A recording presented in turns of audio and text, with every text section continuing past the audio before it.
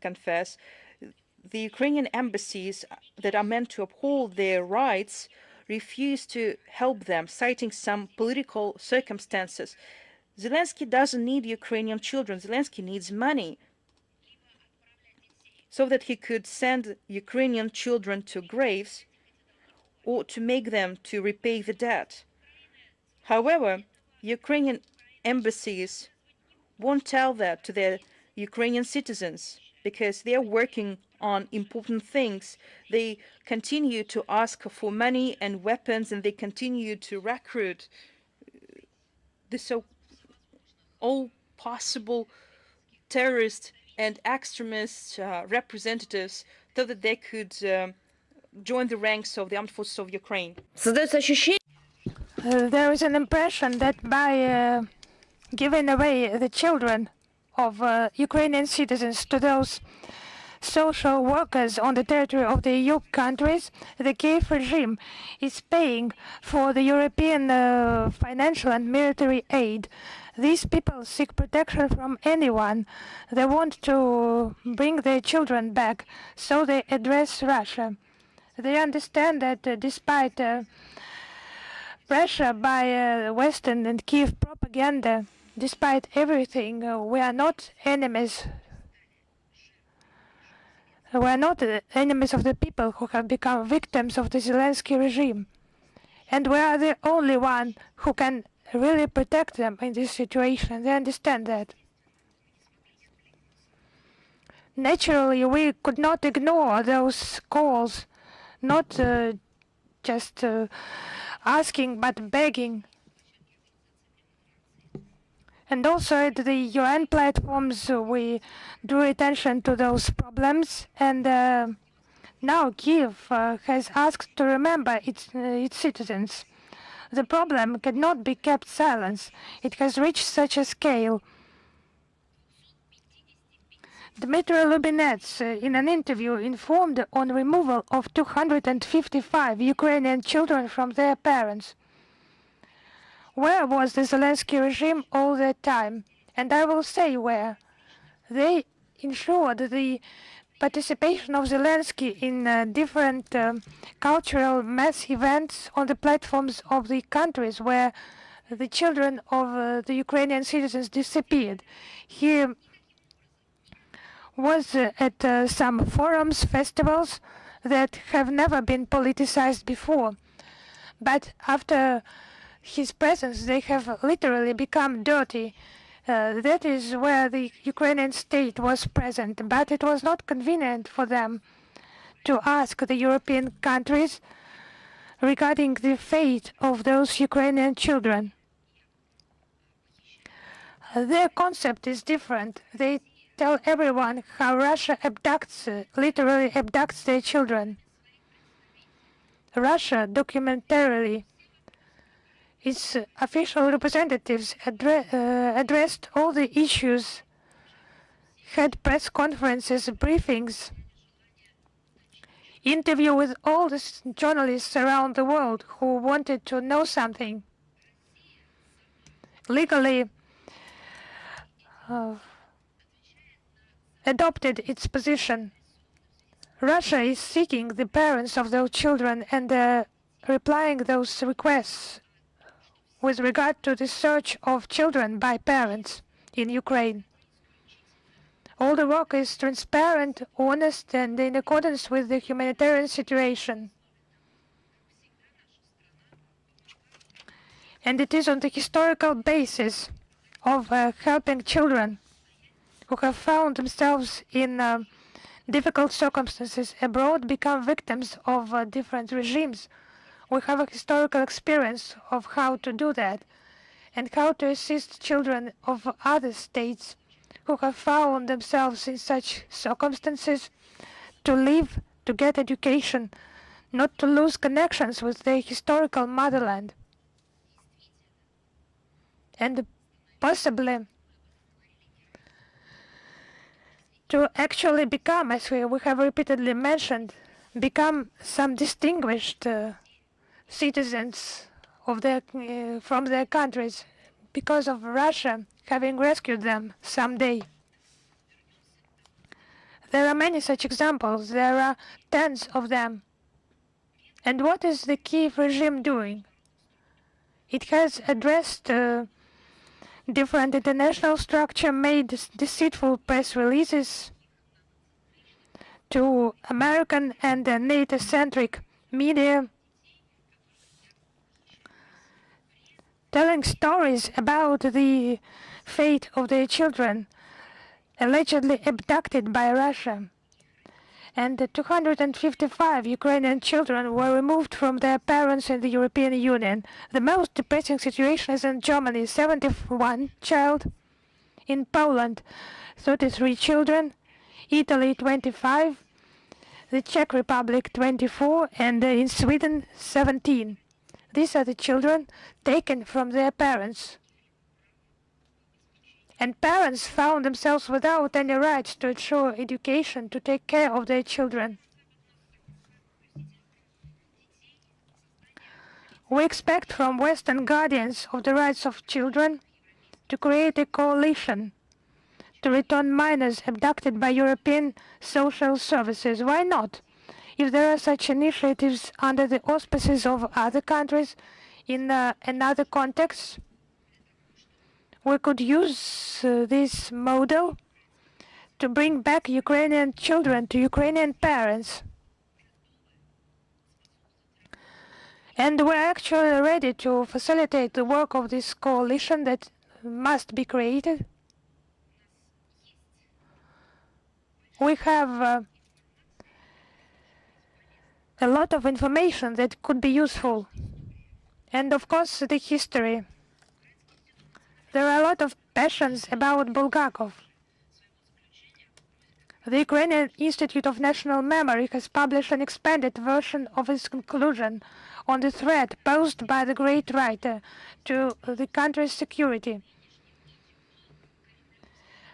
It's a quote: "He is closest to the current ideologues of the Kremlin's justification of ethnocide in Ukraine.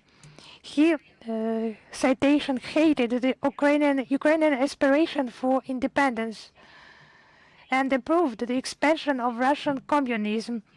And that is why the Institute demanded to erase the bright name of Bulgakov from memory, to demolish monuments and memorial signs, and to rename streets and other geographical objects connected with him. I have such an impression if someone, for some reason, decides to write the continuation of The Master and Margaret, the action will take place in Kiev. No master would have invented such a thing. It should be just described, just written. It will be a fearful work. It will not be some artistic work, but a documentary.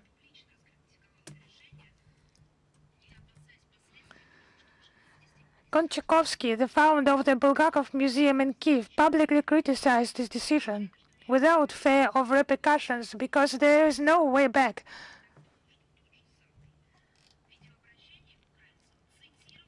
So in a video address, Zelensky, he just quoted Bulgakov in a video address to Ukrainians.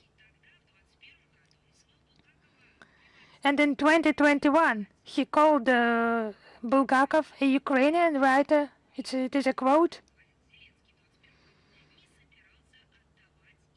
And Kiev was not going to give as a present or to give that to anyone.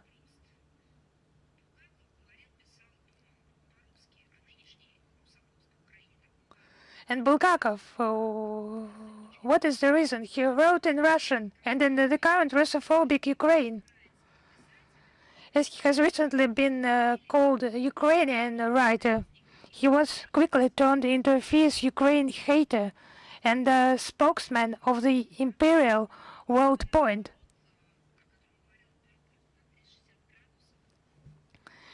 It is a 360-degree turn, as Baerbock named it. There is no logical justification of that.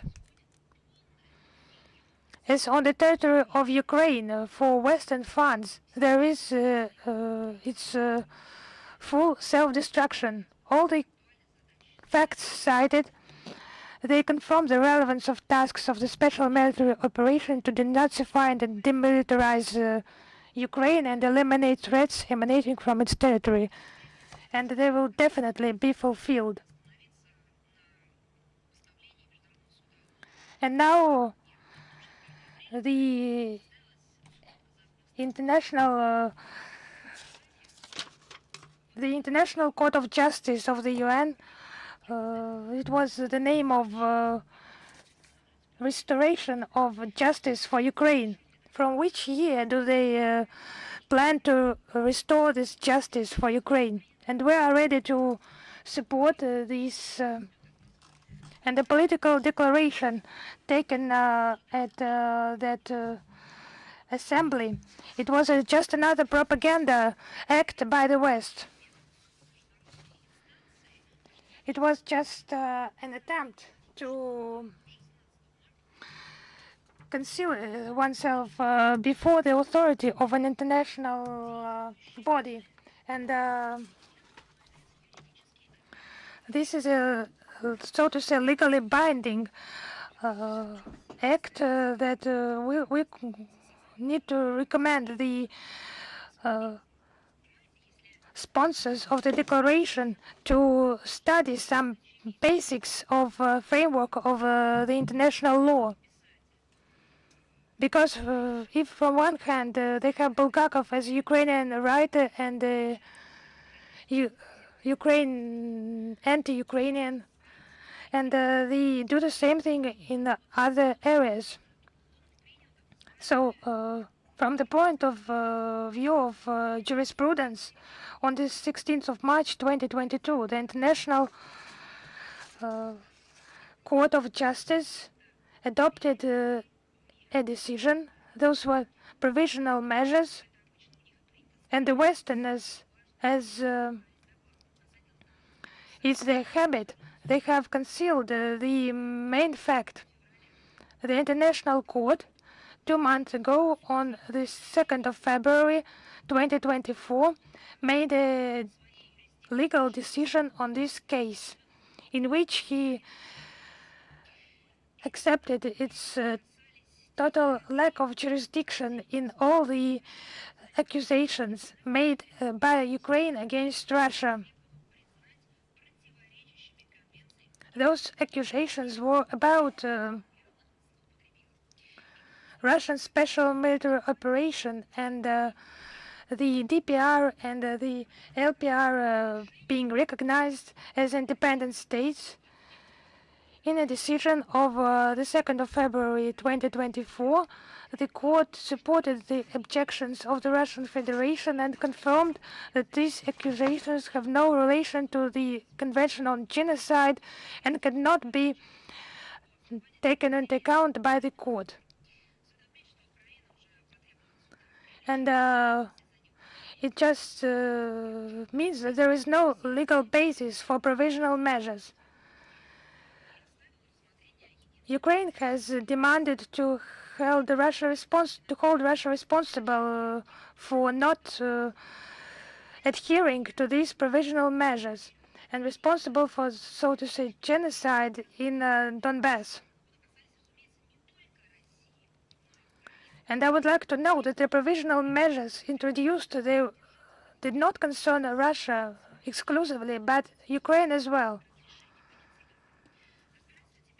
And now the hearing is limited to the genocide. And however, there is no request to Kiev to stop this shelling, massive shelling of Donetsk, Belgorod, Kursk, Voronezh, and our other cities, attacks that are regular. And there is nothing about the Zaporozhye power plant, the bloody terror attacks and killings on the Russian territory. So it demonstrates that the West does not need justice in Ukraine, and it's fighting the attempts to restore it. And that's what the propaganda acts aim. But that's not propaganda. That's deceitful propaganda. One thing is to popularize, to tell in different ways about one's point of view, about some decisions, important decisions, and future perspectives. But another thing is to be telling lies. What was done at this gathering to restore justice for Ukraine is just flagrant fake news, disinformation, just flagrant. Everything is obvious. The purposes quoted by the West to check information, to fight fake news, is just neutralized by the situation of today.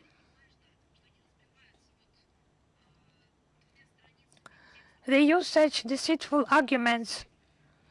It just can be fought by just 2 pages of text prepared by experts. They just want to seem to be in accordance with something that is true, that is great. And back then, they just reached their false, fearful, dirty purpose, paid by a lot of funds of taxpayers. They can spread another piece of fake information, not in any relation to reality, but we will further fight those fake news and have an anti-fake section that where you can learn about the public can learn about those insinuation of the Westerners that have turned fake news into an instrument of their aggressive policy on the international arena. And now from the information rivalry, its attacks on the critical infrastructure of our country. The targets were many, just public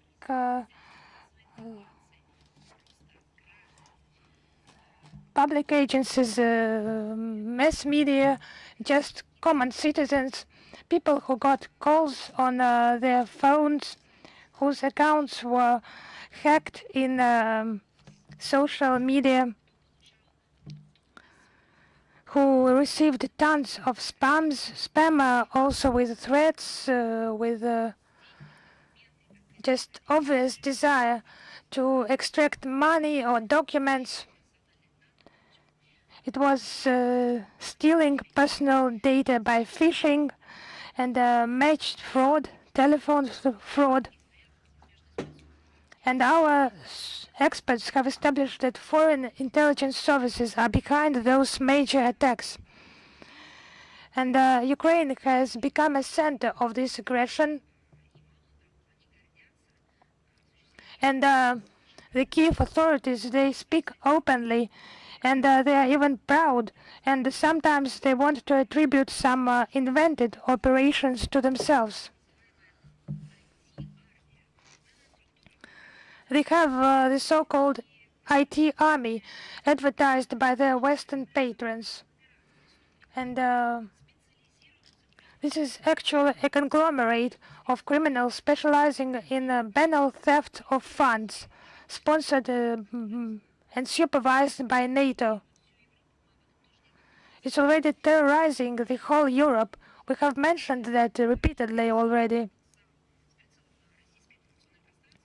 NATO leadership also continues to grow, to build its power potential, to attack the Russian information space, and use a network of NSA controlled centers in Estonia, Latvia, Finland, Romania, and in the future they would like to use Georgia and Moldova to create cyber laboratories to ensure the support of groups that And they use the collection of intelligence data, working out scenarios of strikes to attack Russian information communication infrastructure. The Western countries, by concealing behind the slogans of the defense of democratic values, they use it as a weapon in a hybrid war waged against Russia. Of course, we use different principles, different approaches on the international platforms, a fair and equitable system and rules of game common for everyone in digital sphere. This is the only option that would ensure the sovereign equality of states and non-interference in their internal affairs, and prevention of the use of information and communication technologies for harmful purposes.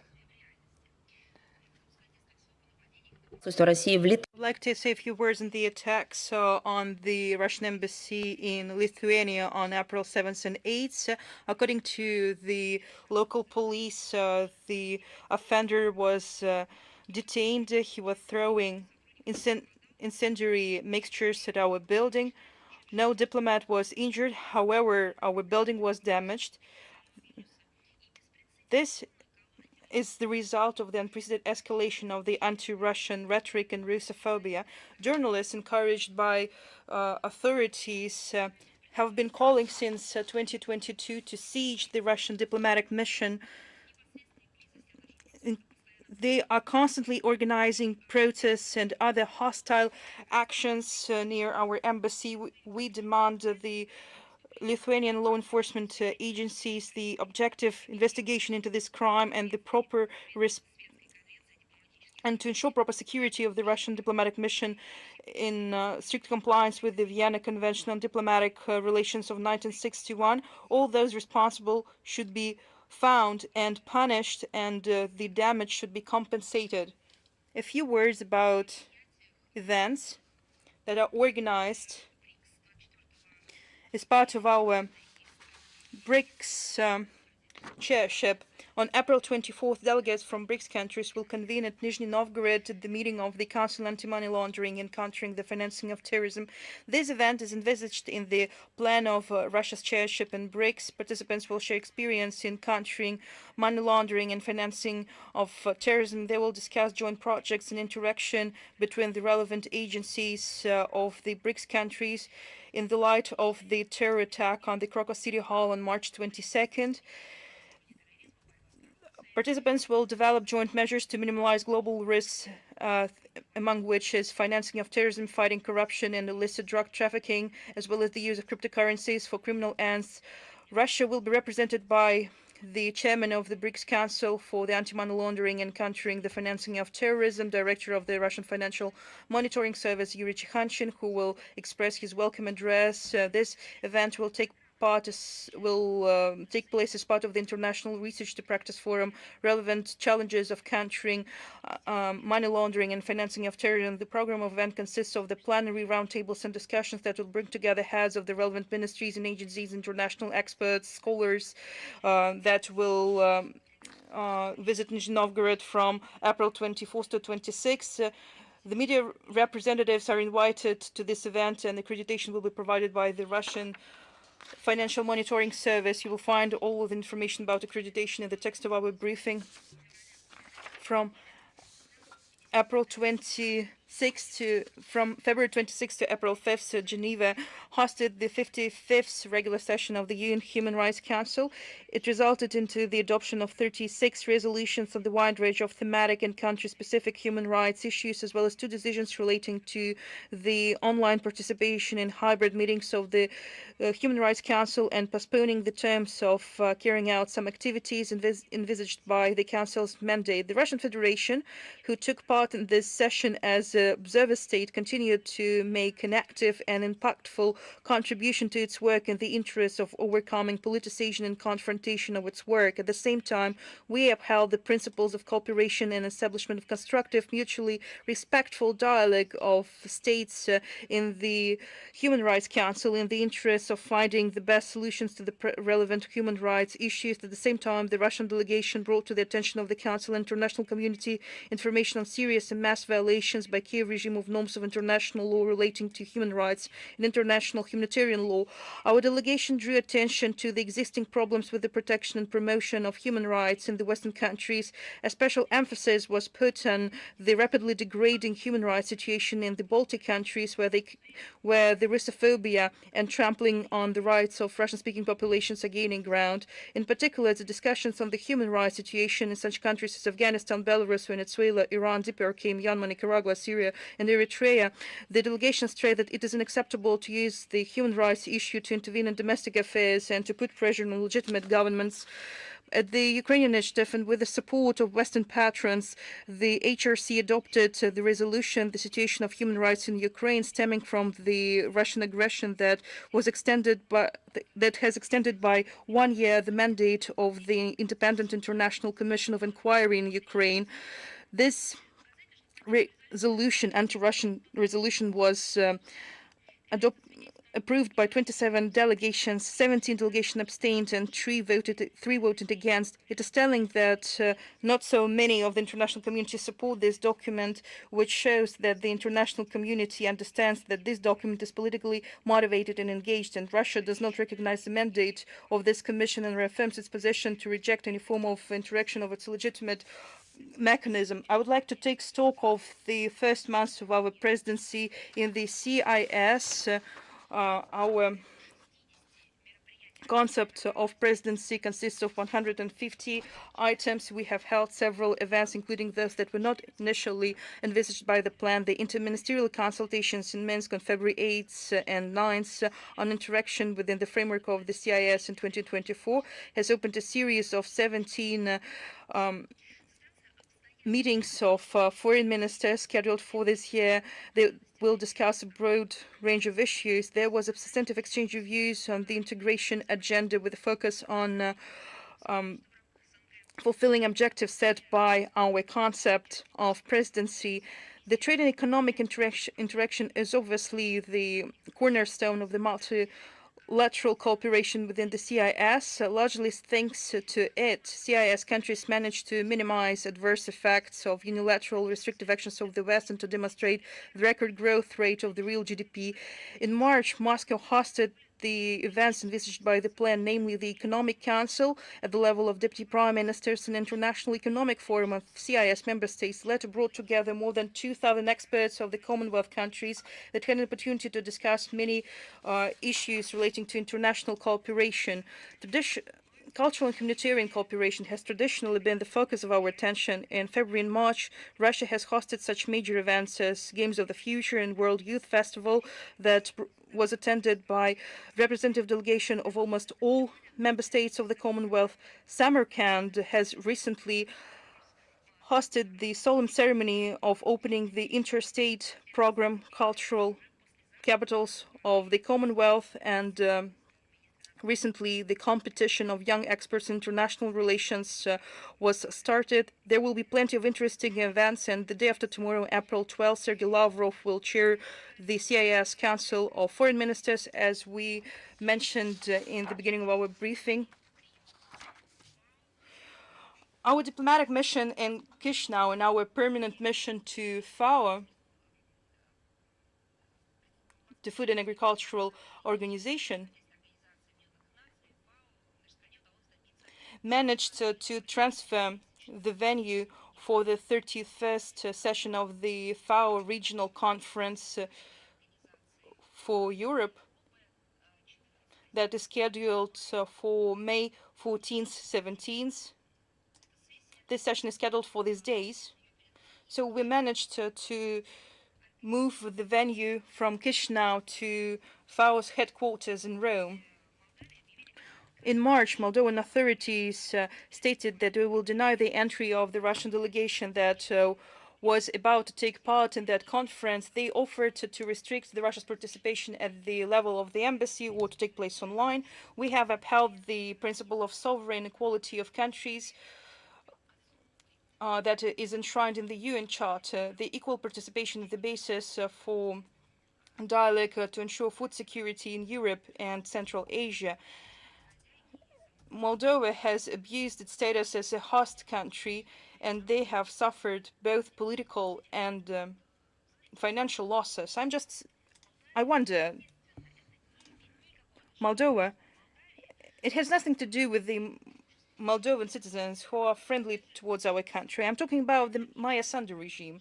So they have declared that they won't allow the Russian delegation to enter. So what forum are we talking about which the Russian delegation should have taken part in?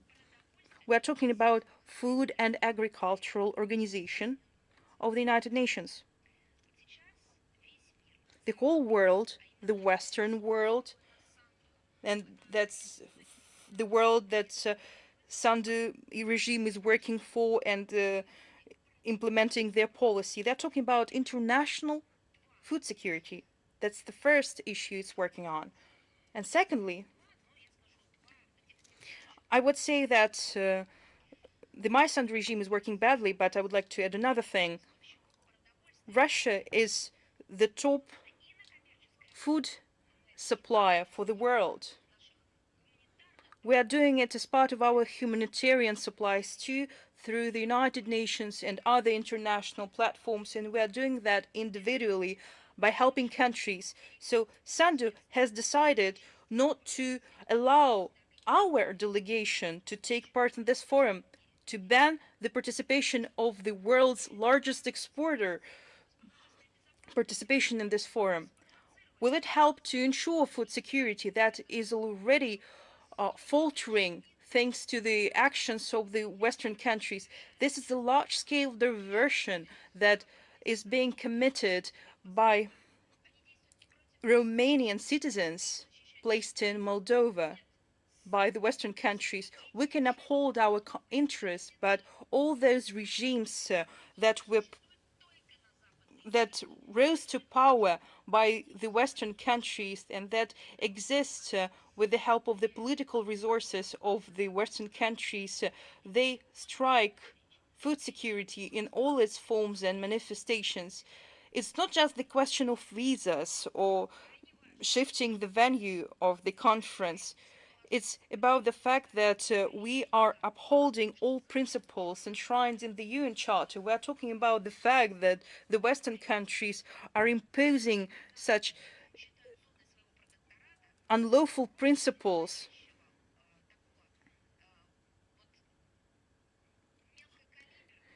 They are using these harmful actions that are carried out by the local diversionists and that are making the situation even more difficult in addressing all the problems related to food security. So that's the question, who is striking food security? Who is encroaching on food security? Talking about Moldova, this year we'll celebrate 80 years of Moldova's liberation by the Red Army from German fascist invaders. It started in 1944 when the Red Army, when the Second Ukrainian Front reached the Dniester River in Yampol city. On the western bank of the Dniester River, they have taken bridgehead of Kitskan and Varnitsa. They have established the sharpened bridgehead that is necessary for the offensive on Kishnau. On March 30th of heavy fighting, Rybnitsa and Lipkani were liberated. April 2nd, Rezin was liberated. April 6th, Sergeyev was liberated. On the night of April 12th, the Third Ukrainian Front, led by the Army General Rodion Malinovsky, took Tiraspol, and the Second Ukrainian Front has took the district centers of Dubasari and Grigoriopol. In the middle of April 1944, the half of the Soviet Republic was liberated from fascist invaders. The current Moldovan leadership that, as I've mentioned, obediently implement the policy of the collective West to create an alternative history and to exonerate Nazi criminals, doesn't take part in the commemorative events on the occasion of the 80th anniversary of Moldova's liberation. Why are they doing that?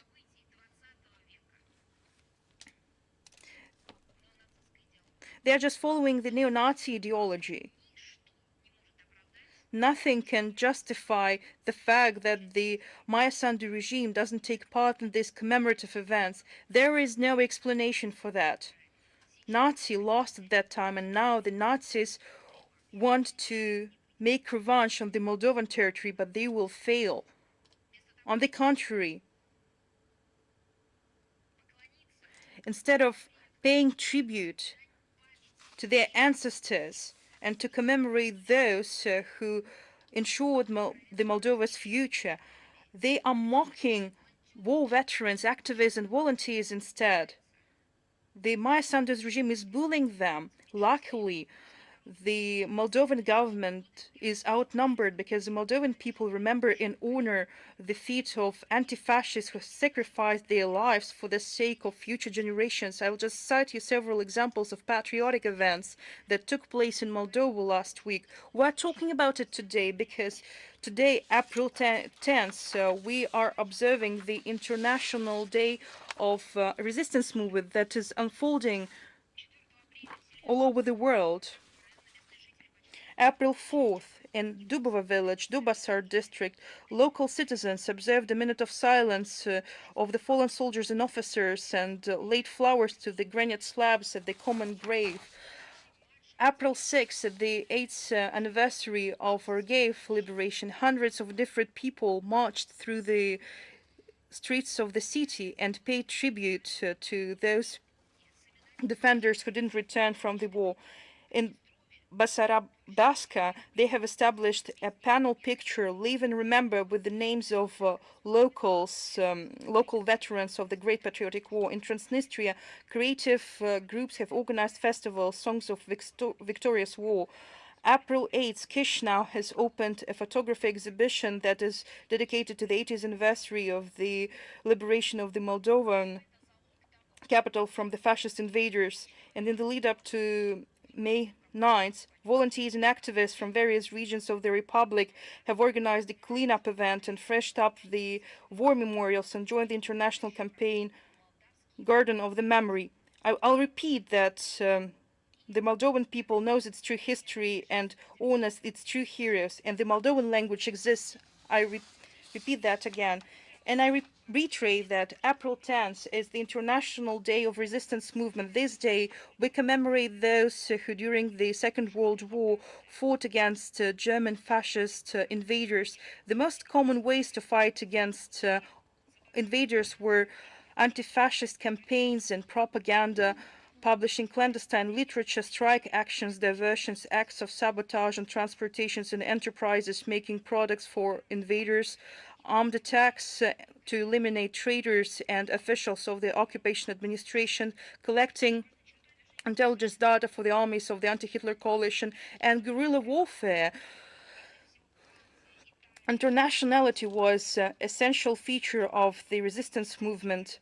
Guerrilla units across Europe had thousands of Soviet citizens and white Russian emigres, memories of thousands of Russian participants of the resistance movement is perpetuated in the monument on the Parisian cemetery Père Lachaise. The streets of the French cities carry their names, and recently at the Russian cemetery in Saint-Geneviève-de-Bois, the Association Russian Memory restored the burial site of the founder of the female aviation unit of the Free France, Bassina de Menil. Our compatriots have played a major role in creating first Polish and Czechoslovak guerrilla units. In 1941, in the forest lands of Poland, the units of the Communist People's Guard that turned into People's Army were established, and it consisted of the former prisoners of war, and some of them were commanded the guerrilla units. In the Lublin voivodeship, there was the unit of Fedor, led by the Soviet officer Fyodor Kovalov under the nickname Theodor Albrecht, and the unit of Bartosz Glovatsky, who was active in Krakow and who was led by the officer Nikolai Slugachev, known as Tadok Ruski. Unit Avenger near Pulav was led by Pavel Vishnikov. In Czechoslovakia, guerrilla units led by the Soviet partisans liberated the whole cities in spring 1945, like it happened with Pershibram near Prague. Sorry if I pronounced it wrong. I'll do it again because it's difficult to pronounce it. Pershibram near Prague. The guerrilla unit Death to Fascism, led by Yevgeny Olesinsky, until the morning of May 13th, repelled attacks of SS units. They tried to escape to the west and surrender to the Americans or to the British. The guerrilla warfare in Yugoslavia is the largest outside the Soviet Union and played a major role, and it consisted of the Russian companies and battalions that were established by the former Soviet prisoners of war before 1943. One of them was the company of the 3rd Slovene Partisan Brigade, Ivan Gradnik. Its commissar was Mihti Gusein-Zadeh, who became a famous desperate diversionist nicknamed Mikhailo. Overall, between 1941 to 1944, 6,200 guerrilla units and formations were active on the Soviet territory. In Poland, the total number of Soviet citizens who fought in guerrilla units was about 20,000 people. In Czechoslovakia, 3,000 Soviet partisans fought in guerrilla units. In Yugoslavia, more than 6,000 people fought in guerrilla units, and in Greece, more than 300. And as for guerrilla units in Norway, there were more than 100 of Soviet citizens. Today we remember the participants of the resistance movement, and we have a deep gratitude to those who brought our victory over Nazism closer, Nazism in all its manifestations. The current authorities of the European countries who are in anti-Russian phobias and support the Kiev regime should remember the outstanding role of our compatriots, whether Russian immigrants or Soviet citizens who escaped from captivity and played a significant role in the fight against the Nazi invaders. And taking into account the remarks of the French leadership, the recent remarks, we would like to remember the 70th anniversary of their defeat in Vietnam. Those events should be a good lesson to those who are literally haunted in the Élysée Palace by the shadow of Napoleon.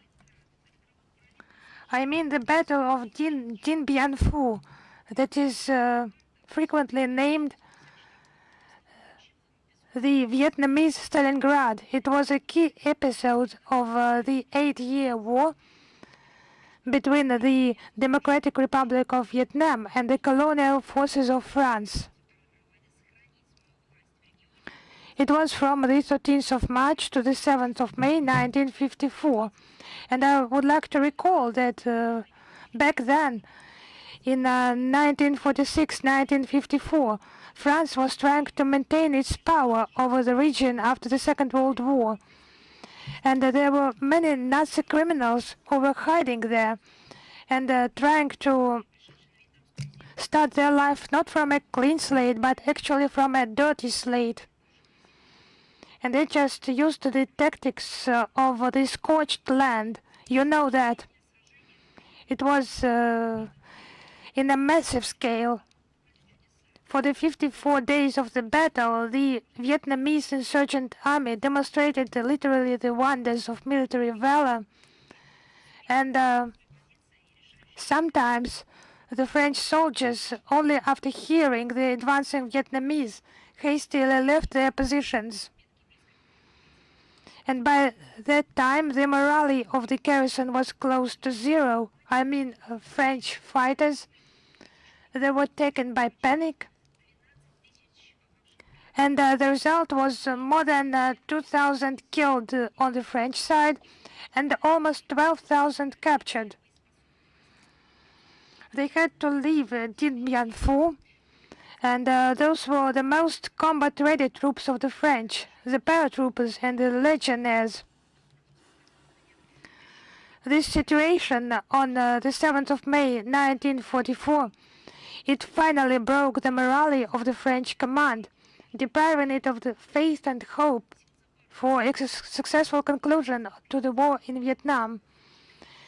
And they hoped, quotation, to just in a couple of weeks to defeat a crowd of Vietnamese peasants armed with flint guns and, as they called it, bamboo sticks. It was a crushing reputational loss for the coalition, and it was a catastrophe. And France lost its influence as a former member of anti-Hitler bloc.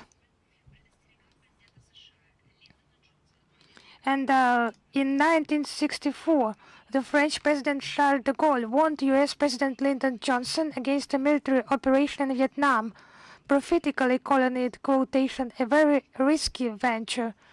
But back then, France had an independent voice and an opportunity to have an independent foreign policy. And an announcement about an exhibition in Dalian, the planet of Tchaikovsky. The Russian National Music Museum is to inaugurate the exposition, and it is based on materials from the Museum of Music, and there is a renowned children album, Eugene Onegin, and drawings by children in the exhibition. In Dalian University of Foreign Languages, there was a lecture of Director General Mikhail Brizgalov, the Museum of Music, the main repository of Russian musical culture, telling about the collection of musical instruments and about the educational activities of the museum. The exhibition will be open to visitors until the end of 2024. Some more news about the humanitarian cooperation in Italy from the 20th of April.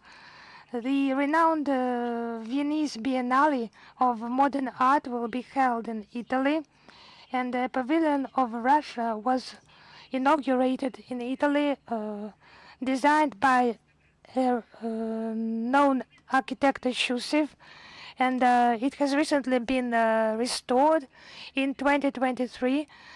Last year, Bolivia addressed us with a request to provide some premises for exhibiting their artists and Caribbean artists. Taking into account the friendly nature of our relations, the Russian side has decided to positively reply to the request of the Bolivian authorities, and the Latin American project will be introduced at the exhibition. Looking into the future past, we move forward. It will be exhibited, and we wish that Russia would resume its participation in the forthcoming exhibitions of contemporary art. And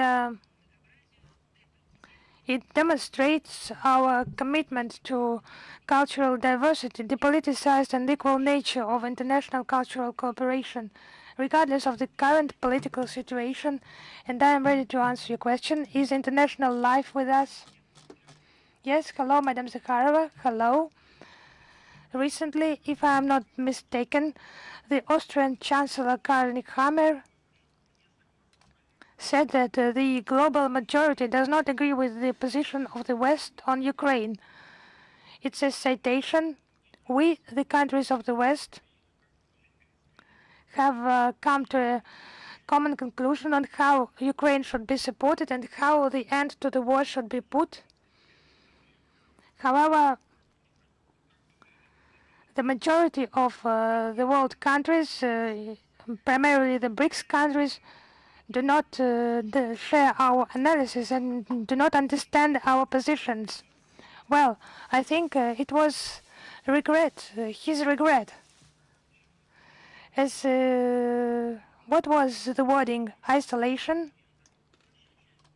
However, the majority of the world, primarily BRICS countries, do not share our analysis and do not understand our positions. So the Austrian Chancellor Nehammer, he just made a statement, an honest statement about the collective West being self-isolated. By putting some obstacles to our country, by deterrence over other countries, they just found themselves in a trap and isolated themselves from the global majority. So if they just stop citing their own textbooks and they will just stop being blind and they will admit what is understandable, what is obvious to everyone. Yes, they have found themselves in a bypass. It's self-isolation. It's one of such unprecedented acts. It's not just contrary to their concept, but turned over against themselves. I mean, all the attempts to isolate our country.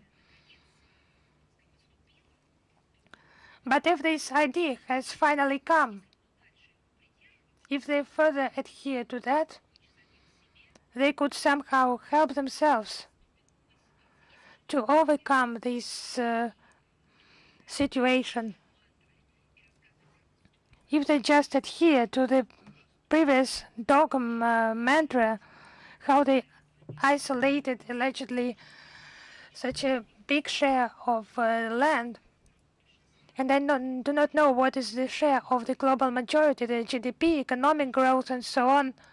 If they continue to persist, they will just be ridiculous for further generations. Thank you very much. One more question. You spoke about Moldova today already. However, one of the deputies of the ruling Moldovan Action and Solidarity Party said that imposing of non-traditional values by European Union is Russian propaganda fake. And its aim is to discredit the Euro referendum planned in Moldova. What is your comment? So that's, again, they found themselves in a trap. They were trying to preserve their dominance and just found themselves in a situation of self-isolation. What they tried to accuse us of, it has turned out to be a fake distributed by themselves. So it's not the first time we analyze the statements of Sandu.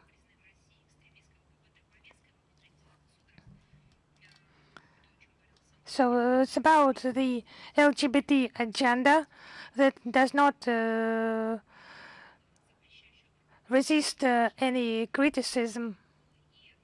And let us just remember the propaganda of same-sex marriages and sex changes. So there were claims that Hungary should not stay in the European Union, and there were statements against the Hungarian government and the Hungarian citizens, despite the law being adopted in accordance with the democratic procedures and reflecting the will of the majority of Hungarian citizens. So, continuing the topic of pseudo non-interference, on the 29th of February this year, the European Parliament adopted a resolution calling on candidate countries to adhere to the LGBT agenda and to create a new European person that has endured the forced LGBT indoctrination. So it should be some new European person that has not existed before and now is being created. In Moldova, such attempts influenced by the West are obvious not for the first year, and the pro-Western regime of Sando has created the conditions of favorability to that aggressive LGBT propaganda by non-governmental organizations, the media, and diplomatic representations. In Chisinau, gay parades are held, and people who are against such support, who just see the situation in a different way, they are not supported, they are accused of all the possible sins. In 2021, Chisinau ratified the Istanbul Convention to promote those LGBT values. In November 2022, the authorities of Moldova made an attempt to launch the program named LGBT Children in Your School that was about to make pupils initiate discussions and thoughts about gender identity and sexual orientation.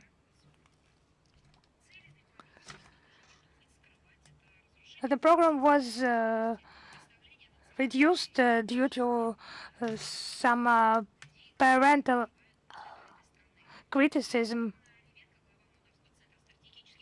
and it is a violation of traditions of the national Moldovan identity. Anna Revanka, head of the Moldovan Center for Strategic Communications and Fighting Disinformation,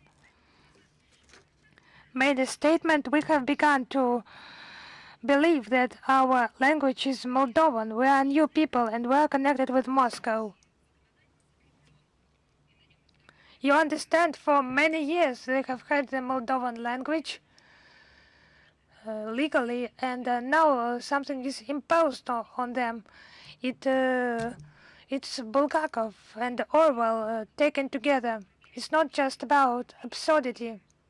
It's a direct offense against Moldovan citizens, because most of them remember and adhere to their history, their culture, to traditional values of family, marriage, and morality. And where is this Western tolerance? Where is respect to people who would like to preach some traditional values with regard to family, for example? That's the problem. Under the guise of some Western liberalism, it is forcefully imposed. There is a lot of money and political support behind that, of some novelties. And the opinions of people who would like to preserve their own ideas of the things about their ancestors, their country, and their culture. That's the essence. What was the best thing in the West about equality, tolerance, liberty? Those parts are not implemented in practice. It's only about aggressively imposing under the guise of those values, of pseudo values, of fake values. And it's actually not values, it's disruption of the traditions that have been for centuries in some places. And used to be the treasury of culture, of civilization, of a global scale for some countries and peoples. According to those data, the 85% citizens of Moldova are against same-sex marriages. And who thinks about it among those people who are now the government of Moldova and taking those measures for Western funds? Such attempts to deprive their citizens of the national identity, they do not have any chance of success, I am sure. Because the citizens of Moldova would like to speak the Moldovan language, to create normal families, to make friends with those they would like to make friends. And Russia is among them. And they're motivated with the facts, the historical facts. And they know that what is done within the state by Sando is imposed by London and Bucharest. Is China Media Corporation with us? Yes, hello, Madam Zakharova. We are always with you, and we have two questions about the drills, the joint drills in the South China Sea. And there were statements about solidarity and the foreign representative of the foreign ministry of the Philippines spoke about the agreement in order to place troops on the territory of the states. They have already such agreements with Australia and the United States. What is the aim, in your opinion, of such agreements? So it's the creation of another Ukraine Relief Fund, and there was on the sidelines there was another gathering of NATO Ukraine Council, and there are attempts to impose this strategic defeat on Russia. They are frantically looking for new opportunities to nurture this bloody project. There have been many such initiatives in Great Britain, in Denmark, Belgium, and many other countries. Different coalitions are now being created. Все равно Well, but as you can see, they failed to implement what they conceived. Recently, they have pushed through the EU aid package of 5 billion euros, but now they believe that they should increase it by 20 times and reach 100 billion euros. Maybe Ukrainians should think about not sending money to neo-Nazi fighters, but to addressing their own problems, like, for example, supporting their farmers if they're ready to sacrifice their farmers, but not for Ukrainian extremists, but to sacrifice their farmers to help countries in Africa or Asia. I just don't understand this desire to sacrifice everything to help those who promote neo-Nazism and now terrorist ideology.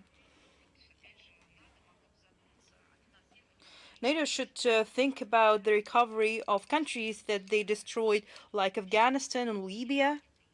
I think the Iraq will accept their assistance. They just help. They could pay for their colonial past. The Great Britain or France could help those countries that they colonized because they have what to work on. They would help the Ukrainian officials would be happy to receive extra funds, but the decision wasn't made yet. Thank you. You've just answered our second question. It's about the idea to establish the Ukrainian Relief Foundation of 100 billion euros. And another question, there is an expanding cooperation. I think I've heard about the foundation. Maybe I heard you wrongly, but I heard about the foundation that you mentioned.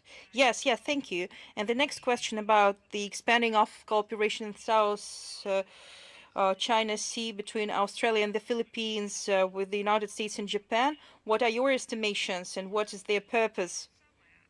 I think they follow the same goal, which is to expand NATO's scope to other countries of the world.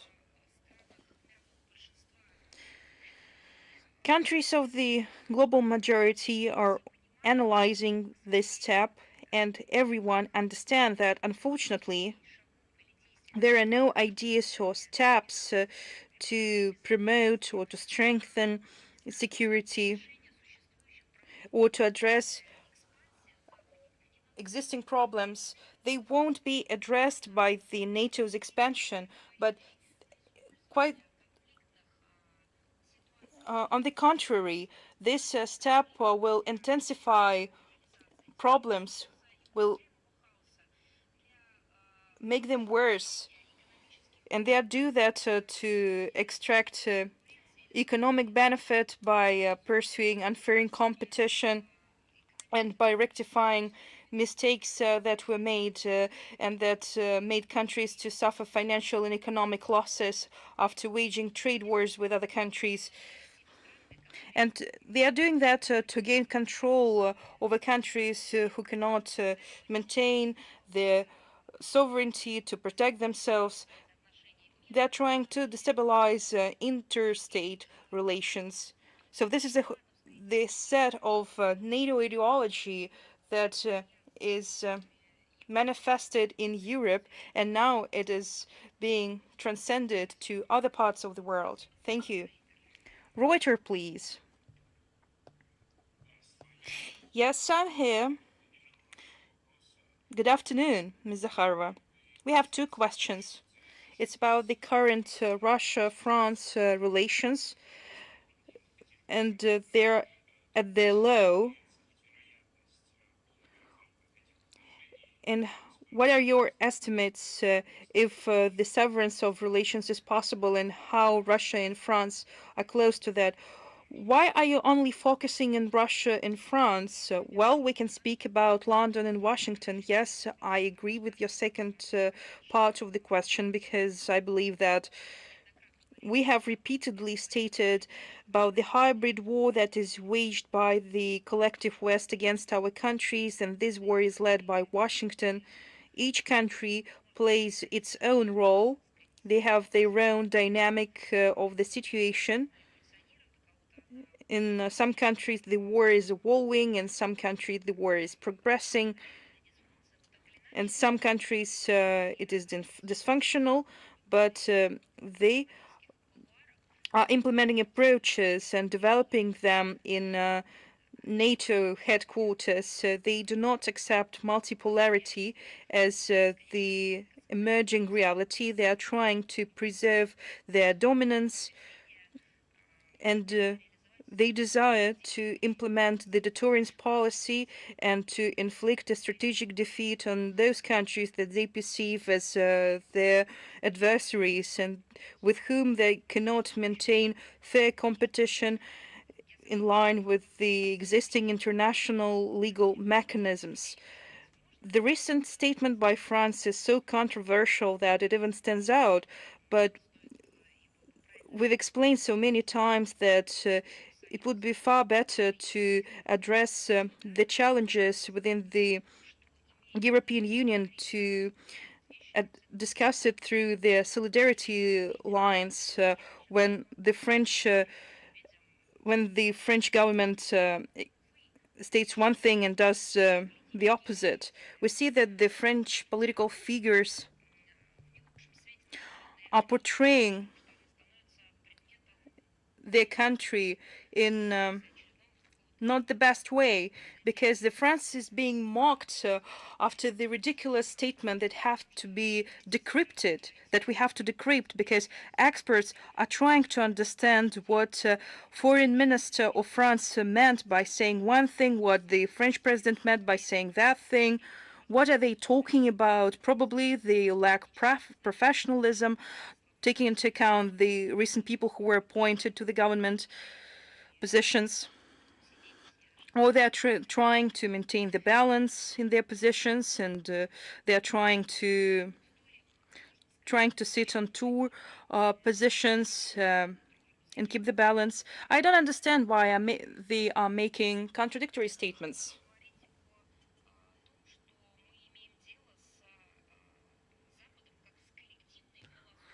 And the collective philosophy of aggression is being pursued by the West against our country, against those countries who view London and Washington as adversaries, which they do not want to speak equally, and they want to impose their decisions in financing, economy, geopolitics.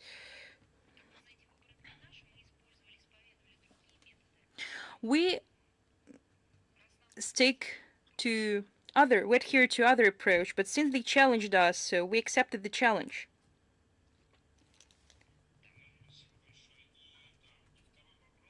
And the second question: what's your assessments to Sergei Lavrov's visit to China? And should we expect new bilateral contacts, bearing in mind the fact that, as Kremlin said, this meeting could be viewed as the preparations for the summit level meeting? All the assessments were made by Sergei Lavrov at the press conference yesterday. I can only reiterate that the official visit of the Russian foreign minister to China was productive, and the Russian top diplomat was received by the president of China, Xi Jinping, and he held talks with his Chinese counterpart, Wang Yi. This talks took place in a friendly,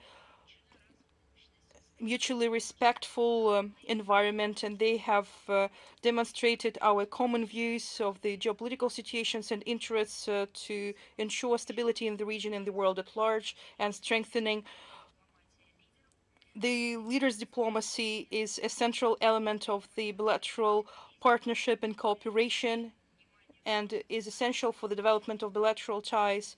And thanks to our development has reached unprecedented levels. It continues to develop quite in the difficult international context. Our leaders will have an opportunity to maintain political dialogue in the bilateral format and international venues. We are discussing the schedule with the Chinese side on a permanent level following the Sergei Lavrov's visit to China. Ministers discussed issues of coordinating positions of the two countries in the international stage, and in the light of Russia's presidency in BRICS, we have focused on interaction within BRICS and adding new categories of countries. We have discussed the preparations of the BRICS summit in Kazan this year and the foreign ministers meeting in Nizhny Novgorod in June.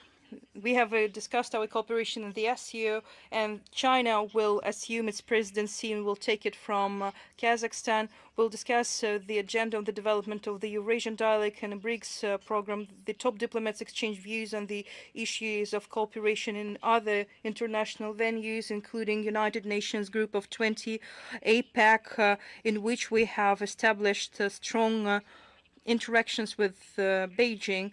We have been discussing the crisis in Ukraine. Sergei Lavrov appreciated Chinese well-balanced and reasonable position on the issue of Ukraine and their readiness to play their role in the political and diplomatic settlement of the conflict. Unfortunately, we are dealing with the fact that the West is blocking the negotiations that Ukraine could have with Russia. It is blocked at the legislative level, and we explained to Beijing that it is futile to have any fora that are taking place without taking into account the Russia's position that are promoting the Zelensky's formula, and China has and Russia supported China with regard to the situation with Taiwan, which is an inalienable part of China, and we have voiced this support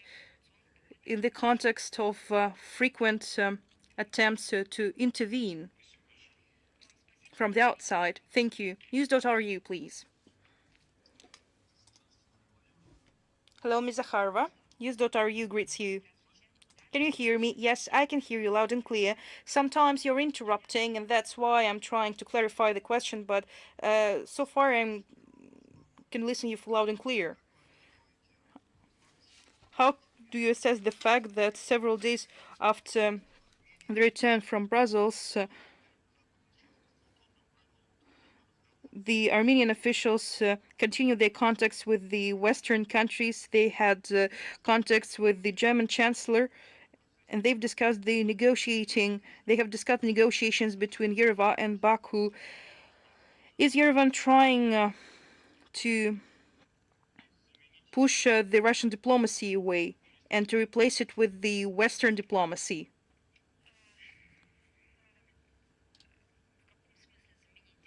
Replace in with the Western diplomacy? What do you mean by that?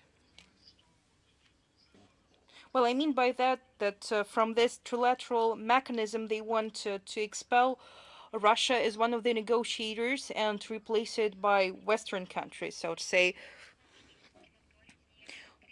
we shouldn't speak about specific mechanisms, but about global tendencies. Globally, Russia has positioned itself as a mediator of regional problems and with a high level of efficiency, and worked for the regional interests and for the benefit of all countries of the region. It wasn't an opportunistic game. It wasn't a game for the sake of our own interests. It was a real contribution to the region's future, an attempt to harmonize and to find common approaches and to harmonize differences with a view to build peace between the countries and in the region at large.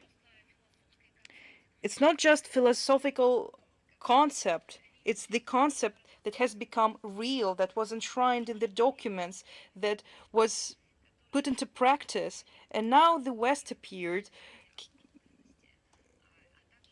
The West stepped in out of their desire to intervene in the region where the peace could be established. The West started to position itself as a new mediator.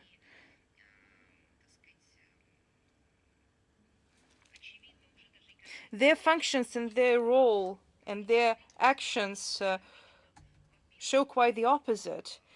We're talking about the attempts to destabilize the situation, and secondly, they are trying to return the situation to the worst developments of the region's history, and thirdly, they are collecting information not for the sake of the region's peace, but they are collecting information against countries of the region. Thank you. Yes, it's clear. But anyway, could you please explain, in your opinion, actions by taken by European leaders in this by Armenian leaders in this situation? How can you comment on them? I have commented on them so many times, and I can only say that any sovereign state has a right to implement their own foreign and domestic policy.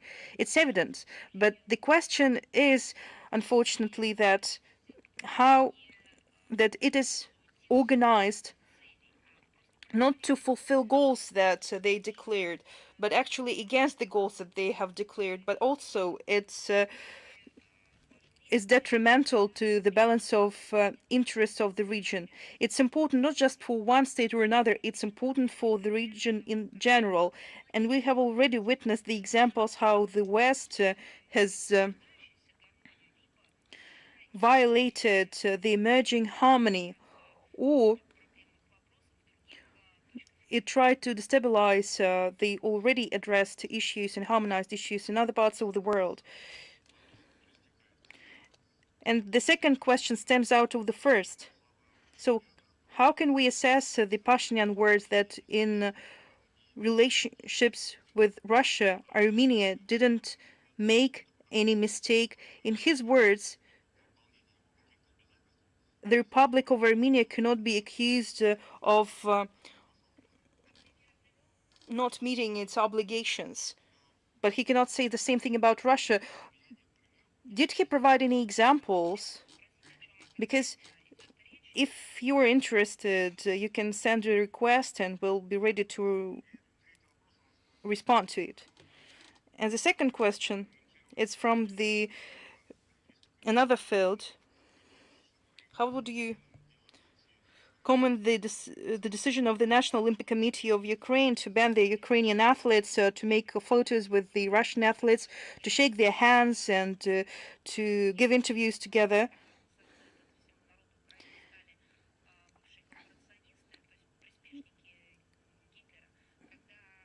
When they are using the national symbols and the national state symbols and Nazi salute and symbols of battalions that are taking part in the military action that are strongly associated with fascism and Nazism. It's not just other decisions are not just surprising, but yet they confirm that Ukraine is being destroyed by the West. It shouldn't be viewed as some independent step. It should be viewed in line with all the steps that were made earlier. It's not their civil position, it's not the people's view of some situations or events or developments. That's Ukrainian destruction that has been unfolding for so many years. Ясно. Спасибо большое. Yes, it's clear. Thank you very much. Is the Moscow Post with us? Yes, hello. We have two questions today. The first of them, the so-called peace formula of Vladimir Zelensky. And the Western coalition, they have statements that it should be taken into account by the global South. And what are the chances of the Beijing settlement plans? You mean Ukraine? Because China has a balanced position of the events that take place in Ukraine, because they understand the geopolitical context of this situation, published on the 24th February 2023 by